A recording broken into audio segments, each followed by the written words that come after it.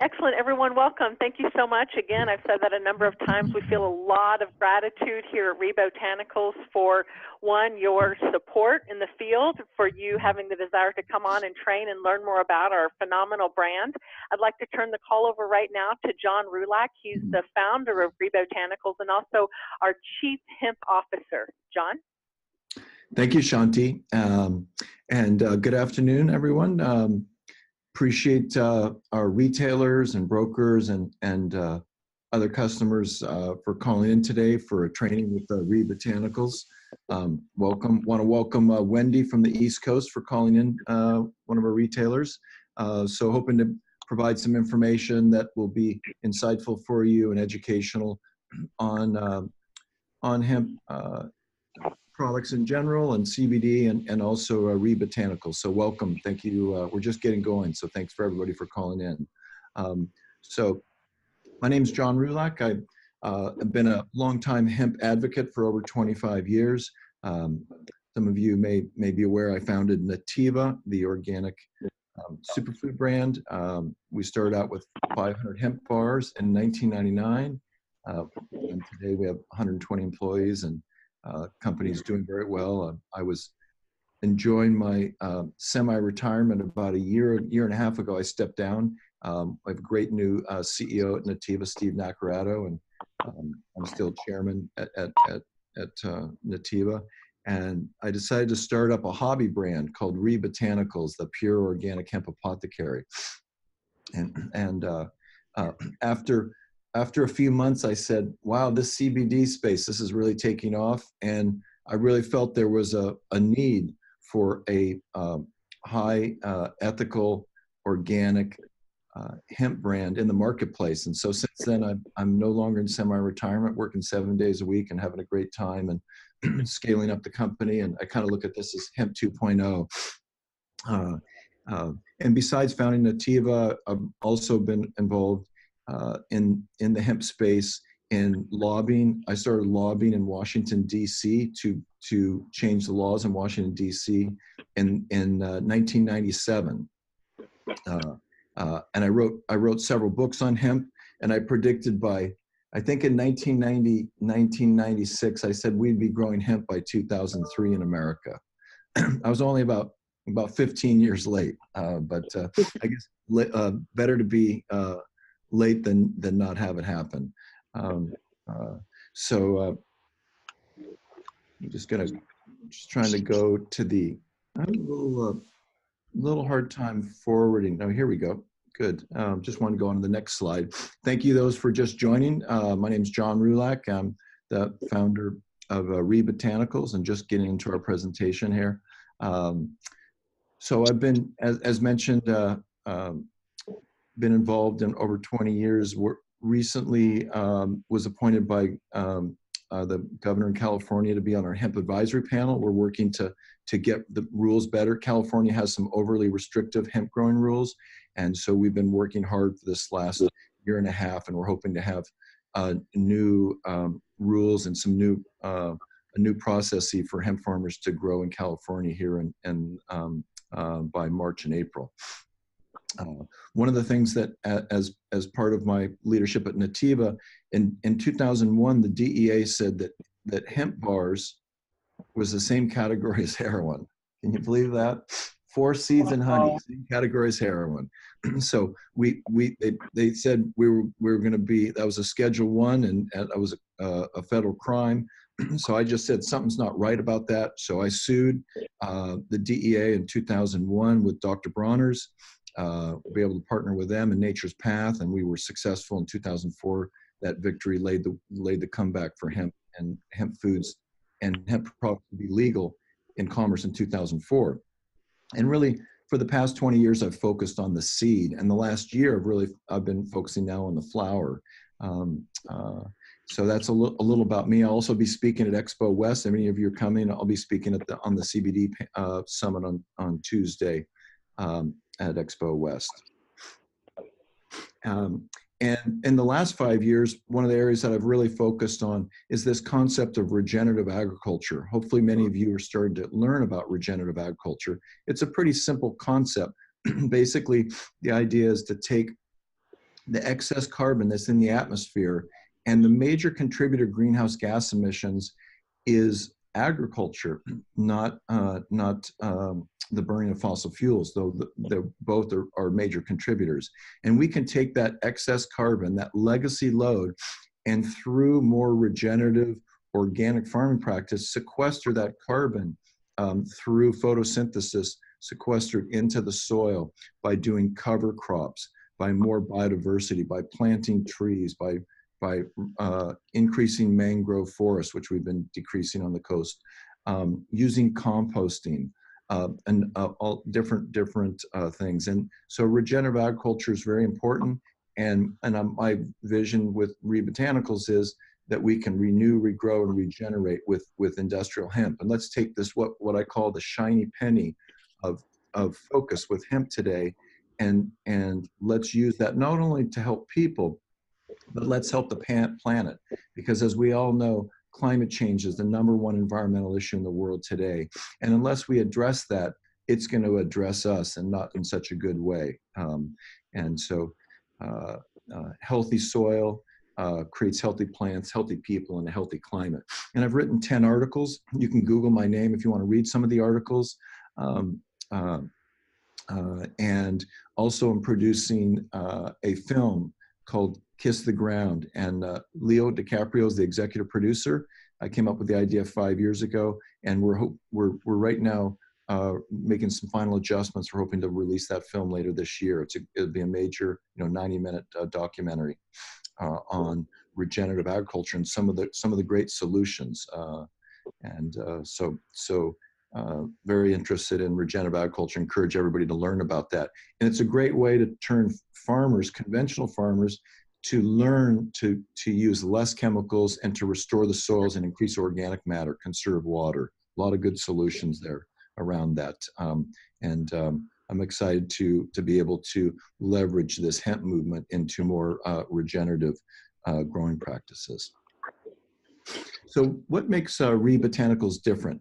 So really look at five things that makes RE Botanicals different. First off, we're proud to announce that we're the first national domestic certified organic hemp CBD brand. We got that certificate in early January, and product that we're shipping starting March 1 will have the USDA organic certificate. And so we've been working hard on that. So that's an important step. On our processing, we use a century-old method of using alcohol extraction. We'll get into that a little more. Our carrier oil, we're using organic MCT, the gold standard. And our botanicals we use, such as peppermint, is certified organic. We're not using natural flavors. And for our mission, we donate 1%. Maybe somebody John, hang on. put that If on you have mute. some, yeah, if you've just come onto the line, please be sure that your line is muted. Thank you. Thanks, Shanti. So we'll go into these, but these 5 points kind of give you a little touchdown on some of the differences. So let's look a little about the history. How many of you knew that in 1850s that there was a hemp apothecary in the United States? From the 1850s to the 1930s, it was a cannabis sativa, which is the botanical name for hemp. Was processed using alcohol extraction, using plants to extract plants, and that was sold in bottles and capsules, and that was very popular. Matter of fact, they said it was the third most popular pharmaceutical or botanical used in the United States in the late 1800s and early 1900s. Then in the 1930s, the pharmaceutical industry gained more power and the apothecaries got suppressed. And so our really vision is to take that legacy, that history of our country and of plant medicine, and bring that forward to 2019. Now, in between, we show a couple different, highlights here. 1970, the passage of the Controlled Substance Act, and that really codified the war on drugs, i.e. plants. And by the 1990s, America is the leading drug society in the world. And it's a really sad state that people rely on pharmaceutical drugs way too often. So people are really looking for how can they self-medicate, how can they use what grows on the earth, God's green earth, and use plants as a way to improve their lifestyle and health, etc. And then in 2004, we had the historic court victory, as I mentioned before, and that basically said that the DEA didn't have any jurisdiction over hemp food. And that really was a basis for then the 2014 Farm Bill that allowed for research, and then the 2018 Farm Bill passed just this in December. So now hemp is no longer Schedule I drug. That is such a big victory for our industry. I want to thank everybody for the support and supporting hemp foods and hemp clothing and now hemp CBD. And we've all done this collectively, and it's in a big win, and we're hoping to have a bright future with that. And we'll get into a little more about some of the challenges we're facing. Now it's kind of gone from the DEA to the FDA and the state level. So looking at the regulatory, it's very confusing, and every couple of days there's some new news. So today, hemp extracts are sold in all 50 states, from natural food stores to yoga stores, etc. And various states, though, have set up barriers. For instance, California, the state of California Department of Health last summer issued a FAQ that said that CBD shouldn't be sold in the state of California. Now, many supermarkets and many natural food stores sell it, and there's been no action to stop them from doing that. And a couple good fronts. I think how California goes, the country will go. So keep an eye on the state of California. A couple things I'd like to announce on that. One is there's a bill to overrule this issue of the Department of Health. And it's winding its way through the legislature. And I'll be meeting with some of our legislators and lobbying on that. Also, we have a new governor, Gavin Newsom, which I raised over $50,000 this last year, and actually got some time to spend time with Gavin. Very smart leader. And in his State of the Union, his first speech as governor, he said that he has a personal interest in soil health. And that was one of my goals. We had two kind of learning sessions with him, with leaders from across our state about soil health and the importance. And also he's a big fan of cannabis. So we're hoping we're going to get some regulatory relief with the new governor focused on that. Then also recently, state of Maine, similar to California, said that hemp CBD shouldn't be sold. And then New York City just recently said for food service they shouldn't be using it. So there's definitely some challenges at the state level. In the meantime, CBD sales are really taking off. There's a lot of acceptance. And I like talking about the FDA. They essentially made a statement in late December after the Farm Bill passed, and it's essentially kind of creates some cloud and some confusion. But for them to state that hemp CBD is illegal is like saying that basil or blueberries extract is illegal. Yeah, blueberry extract is illegal. From now on, no one can use blueberry extract. I mean, seriously. Is there any basis in law? You know, the FDA claims that because GW Pharmaceutical Epidiolex, which is a CBD based pharmaceutical isolate, is registered, and that no one has been selling CBD beforehand, according to the FDA. But the FDA, in that statement, never said hemp. They said CBD. And hemp extract has been on the market from the 1850s to the 1930s. And so there's been a precedent already of legal commerce of hemp extracts for 80 years. So the FDA knows there's no legal basis for them to do this. Their main purpose is that I believe is to kind of just slow the market down. But at the same time, they are expressing some interest to pursue some various pathways for the industry. And I think that's going to take another 18 months to continue to that resolution. So we're kind of to be continued to watch how this evolves. And switching over now, looking at the opportunity, it's fast growing, lot of different brands, but consumers are really confused by the category. They're not quite sure who to trust. And we see an opportunity for a brand, with a deep experience and heritage in hemp that really brings credibility and ethics to the space, delivering premium organic products. And that's where we see the RE Botanicals and really raise the bar for our industry. You've seen some of the projections, 1.9 billion by 2022. And I was speaking to Sean from the Hemp Business Journal, who gave this projection. He believes this is a bit conservative, and with the growth in the market, he thinks this is going to be higher. I'm predicting it's going to be 4 to 5 billion by 2022. So obviously, very fast growth, and you're going to see more products in all sorts of different shapes and forms in the CBD world. But a lot of people don't really know always what the quality is or where the product's even grown. That's right. Many of the products sold in health food stores today have no country of origin. I asked retailers, they have no idea whether products they're selling. Is it made in China?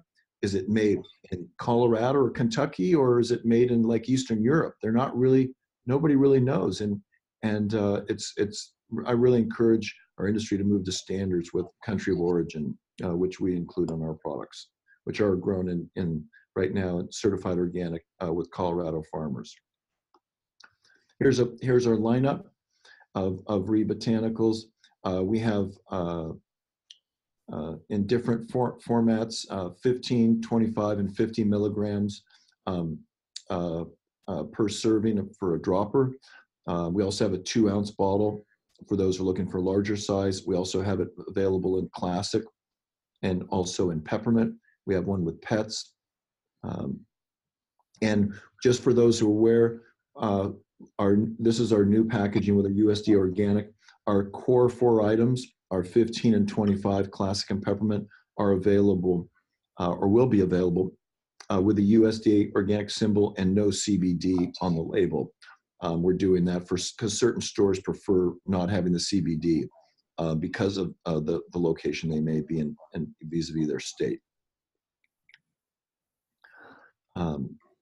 So this kind of just as a kind of a wrap up of looking over our brands, a recap, ethical brand, looking at premium, standards from the growing, organic, and the processing.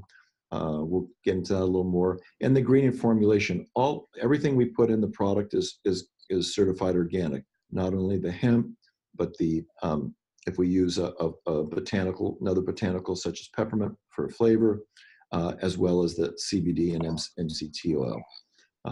We're also using compliant labeling, really trying to follow the supplement facts, not making any health claims, etc. And in terms of the growing of the hemp, we really focus on certified organic, which doesn't involve any fertilizers, no glyphosate burn down, which is common practice.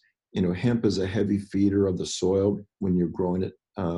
It likes a lot of nitrogen, so that's why organic farmers grow alfalfa, vetch, other crops the year before hemp. Whereas non-organic farmers, the common practice, whether they're growing hemp or corn, is they'll grow a cash crop the year before with chemical fertilizers, and then when they come in to grow hemp, they use synthetic fertilizers often from fracked natural gas. And we believe, and that's a major contributor to not only greenhouse gas emissions into the atmosphere, but the number one polluter of oceans is chemical agriculture, and it's causing the great die-off. How many of you have heard about in the Gulf of Mexico, the die-off there from the algae bloom? And basically no fish or any wildlife sea life can even be in those areas that are tens, sometimes hundreds of miles wide below the Gulf of Mexico, below New Orleans. So definitely an improvement when you go to organic agriculture. Talk a little about carrier oils. Many people don't realize that the number one ingredient in hemp CBD is actually not hemp CBD. It's actually the carrier oil. And there's not a lot of attention focused on that. So we use certified organic MCT coconut oil. The number one supplier in North America is Nativa. And as the founder of Nativa, we have obviously we partner with Nativa on that and use that for our products. And how we make our MCT coconut oil is different than non-organic MCT coconut oil. We start off with fresh coconuts. When they're chopped and opened, then they're processed within several hours. They're converted into organic virgin coconut oil.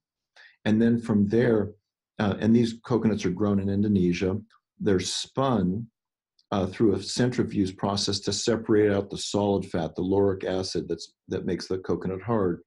And then it gives you a liquid coconut oil that's always liquid. And that's a much more expensive process, and very few, there's not a lot of suppliers of that.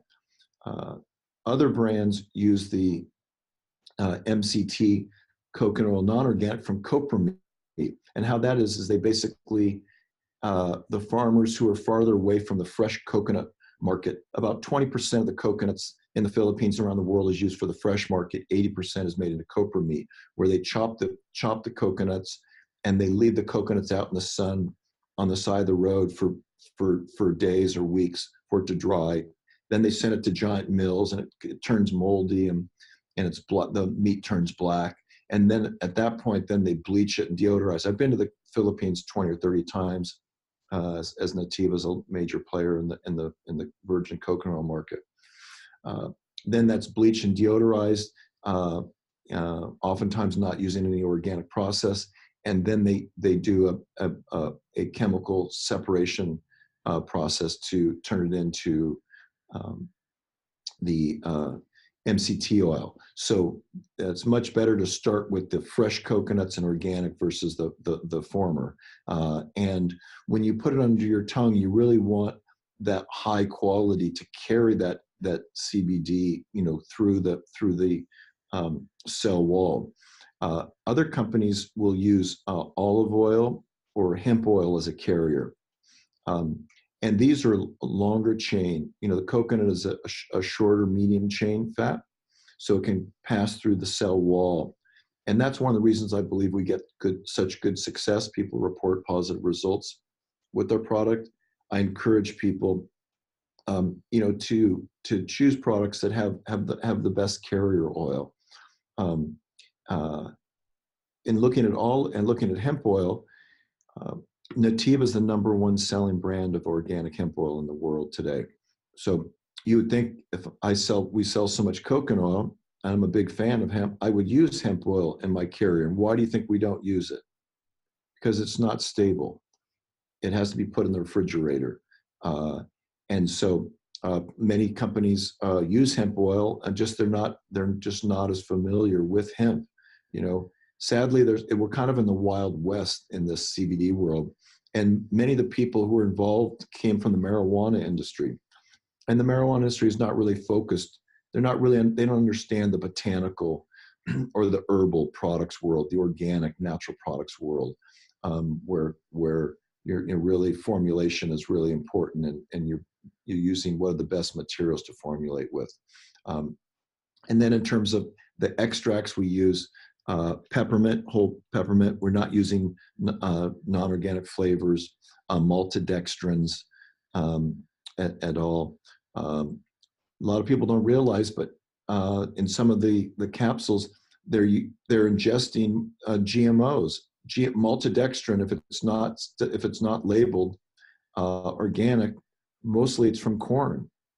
And I just don't see why GMOs have a place in the hemp apothecary world. We also do third-party testing, and I'm not using any solvents or GMOs, pesticides. One of the things that we're also proud about is we donate 1% of our sales to regenerative agriculture, and we're proud to announce our first group that we're donating is called Mad Agriculture in Colorado. It's from a poem. They took their name from a poem from Wendell Berry in Kentucky, the great agricultural legend who focuses on promoting small farming in Kentucky. And Mad Agriculture works with farmers in doing carbon farm plans, and they're working specifically to help farmers grow hemp in a more organic and regenerative manner. And one of their clients is going to do a pivot this year of organic hemp in Colorado, and we're looking to work together with him. And so we're donating initially $5,000, which is going to help them spend more time in the field and work with these farmers. And looking at some of the farming, I talked a little about it, but just some comparisons here from hemp farming, the way we see organic hemp farming versus conventional hemp farming. Organic farming maintains healthy soil biology. Conventional hemp farming is done with chemistry. Hemp farming includes rotation with nitrogen-fixing crops. Conventional hemp farming uses synthetic fertilizers from fracked natural gas. Organic farming protects streams, rivers, and oceans. Conventional hemp farming, it's contaminating rivers, streams, and oceans with nitrogen runoff. Organic farming sequesters carbon and is a leading climate change solution. Conventional hemp farming contributes negatively to climate change. Which product do you want to ingest and which product do you want to promote to your customers? What kind of world do we want?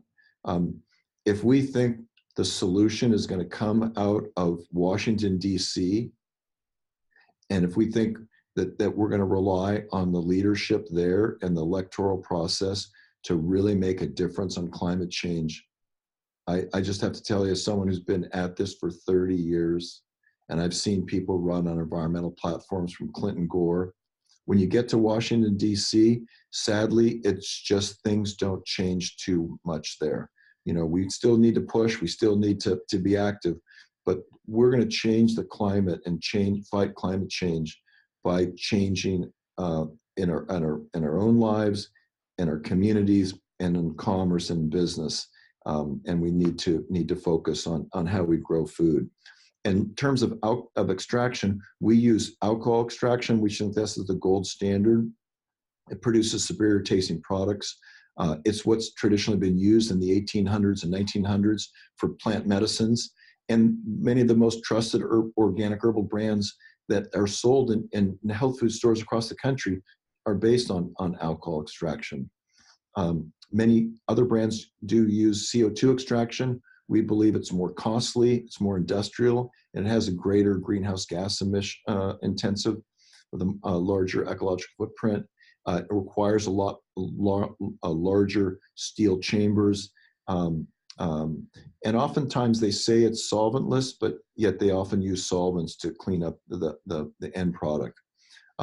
One thing to note, when we do our alcohol extraction, we're using organic cane alcohol. We're not using GMO corn ethanol. So we think that's really important. And when you get a product that's certified organic with the USDA symbol, you're guaranteed. Without that, they can just cut corners. And which do you think is cheaper? Organic alcohol from cane or from GMO corn ethanol? And if you're just driven by EBITDA, you know which one you're going to choose. This just kind of wraps up a little of comparing some of the differences of producing the products here, from the farming to the processing, the ingredients and leadership and our values. A little overview on our product lineup again, showing the sizes, some of the wholesale pricing. We're excited to see more. The Hemp 50 is our highest potency. More stores are starting to order that, and we're getting some good interest in that item. And new items, what we're releasing is our Hemp 15 capsule in a 10 count, Hemp 15 in a 30 count bottle and a 60 count, and that'll be shipping in mid-March. And many people are looking to, I think tinctures are the best way to take the product, but the capsules are another alternative for some people who are more interested in that. And in terms of dosage, I encourage people to start out with a smaller dosage to start with, and then work their way up from there after a week or so, as their body acclimates to it. This is just a little sneak peek. Some of our innovation here. You can see some of the products that we're going to be introducing on the capsules, and we have several other products that we're going to be introducing at Expo West.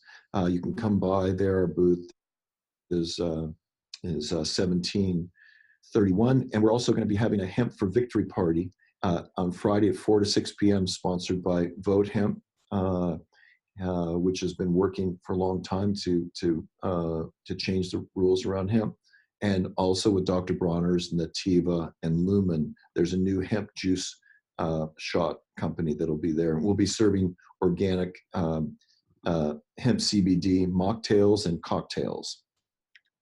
And I'm going to open up here in questions here in a minute, but I'm just going to kind of summarize here, looking what makes RE Botanicals different. We look at the growing, starting with certified organic, our processing using organic alcohol extraction, our carrier oils, organic MCT as the gold standard, and organic peppermint oils for our botanicals, and donating 1% of our sales to regenerative agriculture as our mission. So with that, I'll open it up to see if anyone has any questions or clarifications, and appreciate everybody taking the time out of their schedule today to learn more about RE Botanicals, the Pure Organic Hemp Apothecary. Yes, everybody, and please feel free to ask any questions. This is an open forum. One more thing I'd like to announce to all of you on the line, RE Botanicals gratefully extends a 70% off employee discount to all of our staff members. So that's you, that's anybody in vitamins, that's also somebody in groceries, whatever, anybody who can use and help to spread the word of RE Botanicals. We generously offer a 70% discount off of retail on the RE Botanicals website. So you can get with your broker or feel free to contact us, and we're more than happy to share that discount code with you. Thank you. Yes, I'm in retail, and we've got all your products on the shelf right now. And a lot of times people come in and actually they've been sent by the doctor for whatever they have. I think the doctor has given up. So they say, go over there and get some CBD oil. And so specifically, what sort of discomforts would it be more? A lot of people with anxiety come in for CBD. It seems to be either pain or anxiety. Well, where should I be with that when I'm talking to them? Yeah. So one of the challenges is the FDA is restricting supplement manufacturers from really commenting and prescribing, and so we're not allowed to comment to say, if you take this, it's gonna do this for you. We just know that we have the CBD receptors in our cannabinoid receptors, and the CBD taps into those receptors, and that enhances the physical body and well-being. So we can say that. One thing I did want to mention is we have a new 3-inch by 4-inch accordion flyer, a little small little folder flyer that we can make available. So if you're interested, that's something you can hand out that describes a little kind of what we've talked about here today, how we grow it, how we process it. It talks a little about the cannabinoid system in our body, and how CBD addresses that. So that's something that we'd love to share with you, and can just ask your broker or a rep. We can do that. Okay. So glad to do that. Okay. Excellent. Yeah. Wendy, thank you very much for your question, and be sure to get with your broker, or feel free to contact us direct, and we'll get some marketing materials out to you. And that would go for anybody on the call. We've got excellent marketing materials that we'd love to send your way. So just feel free again to connect with your broker or contact us direct. John, I have a question from Pat Varian. The question is, when do you anticipate the FDA making a statement about full spectrum CBD becoming more inclusive as a food ingredient, or are there more steps that need to occur before that can be accomplished? Yeah, good question regarding the FDA. I think it's going to be sometime in 2020, in the next 18 months, maybe 24 months, where there'll be more clarification. I think in the meantime, it's incumbent on our industry, the natural food industry and the hemp CBD industry, to deliver the highest quality products, and support Americans in their needs for looking for quality supplements. And the better job we do there will help influence what will happen in the FDA. So that's my view there.